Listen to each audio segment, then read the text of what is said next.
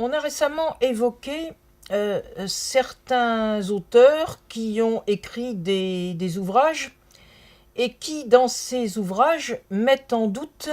l'existence de la Mecque au début du 7e siècle en Arabie. Alors, on m'a demandé mon avis sur ces auteurs.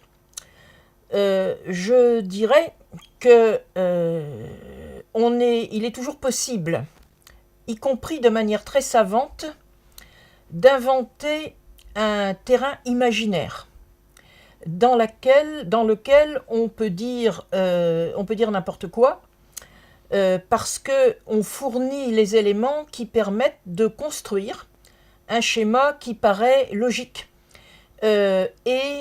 qui conforte la thèse qu'on a posée a priori. Je dirais que les personnes qui aujourd'hui, dans des écrits ou dans des émissions de télévision ou sur les médias, mettent en doute l'existence de la Mecque, semblent oublier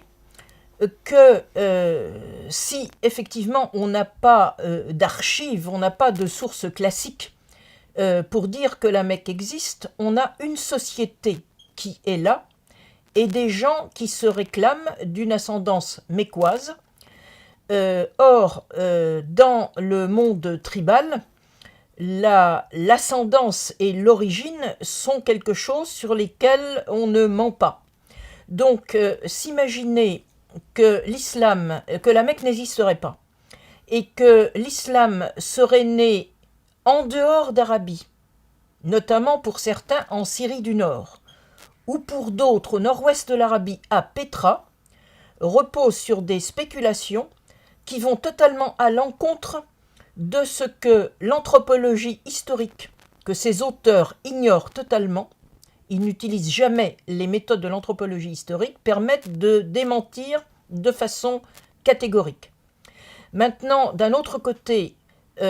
supposer que la Mecque ait été une cité importante, comme l'histoire sacralisante postérieure du monde musulman va tenter de nous le dire, c'est également construire un schéma qui n'a pas de résonance historique ou de résonance géographique. Pour étudier le cas de la Mecque, il faut partir d'une société qui est la société des tribus, et il faut partir d'un environnement qui montre très bien que la Mecque à l'origine, la Mecque située dans un creux de vallée sèche, existe grâce à un point d'eau qui a été trouvé par hasard à une époque indéterminée, mais dont on peut supposer qu'elle remonte au moins au début de l'ère chrétienne. Et c'est d'ailleurs parce qu'on a trouvé ce point d'eau par hasard dans un espace aride que la Mecque est devenue un lieu sacré pour les populations de cet environnement et de cette région.